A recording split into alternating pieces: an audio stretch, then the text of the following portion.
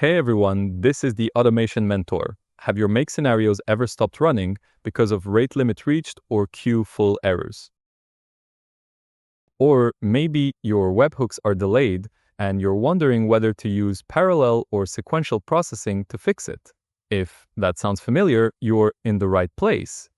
In this video, we'll break down how scaling and performance work in Make so you can handle large volumes of data efficiently without timeouts or throttling. Let's start with rate limits. Every Make account and app connection has a rate limit, meaning how many operations or requests can happen in a given time frame. For example, most apps like Google Sheets, Airtable, or HubSpot have their own limits, separate from the Make of Make's own internal execution rate. When you exceed these limits, Make automatically retries operations, but your scenarios might slow down or even pause.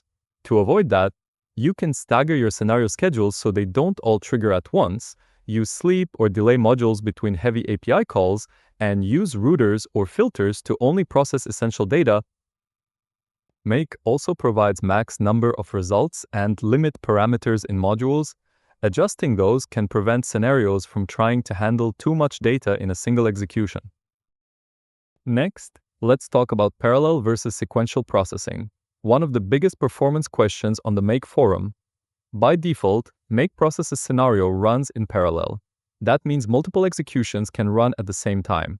Great for speed, but not always safe when you're updating the same data or making dependent API calls. When to use parallel processing? When each data record is independent, like sending emails, logging analytics, or syncing new leads. It's faster because Make can handle multiple bundles simultaneously. When to use sequential processing? When order matters. For example, creating records that depend on previous ones, or updating a shared resource like inventory or balance. It ensures one execution finishes before the next starts, avoiding race conditions or API conflicts. You can enable or disable sequential processing in your scenario settings. If you're seeing messages like queue full, new executions postponed, it means Make has reached its processing capacity for that scenario. This often happens when incoming data, like webhook triggers, arrive faster than Make can handle. Here's how to fix it. Review your trigger frequency. If using webhooks, check the sending app's frequency and batch size. Optimize your scenario logic. Add filters early to drop unnecessary bundles. Split large workflows. Use multiple smaller scenarios linked by webhooks instead of one massive chain. Use scheduling delays, add sleep modules, or schedule triggers to balance load.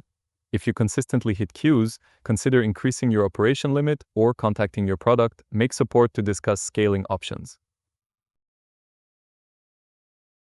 For scheduled or polling triggers, you can control how often your scenario runs and how many records it fetches. For example, a Google Sheets Watch Rows module might check every 15 minutes by default. Increasing this to every 30 or 45 minutes reduces load. The maximum number of results setting tells Make how many items to fetch each time. Lowering that number helps prevent overloads and long runs. These settings are key to balancing performance and stability in high-volume automations. Finally, to keep your automations healthy, regularly check the scenario history to see execution times and error counts.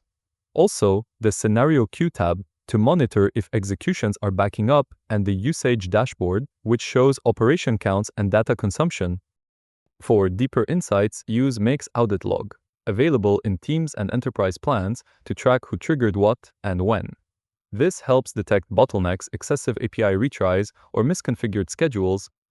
Let's summarize the main scaling strategies. Use parallel processing for independent data, sequential for dependent data, space out schedules, and limit results to reduce rate limit hits, filter early and split scenarios to avoid queue congestion. Monitor logs and queues to catch problems before they escalate. Scaling Make automations isn't just about speed, it's about reliability. A few smart configuration changes can make your high-volume scenarios run faster and more consistently.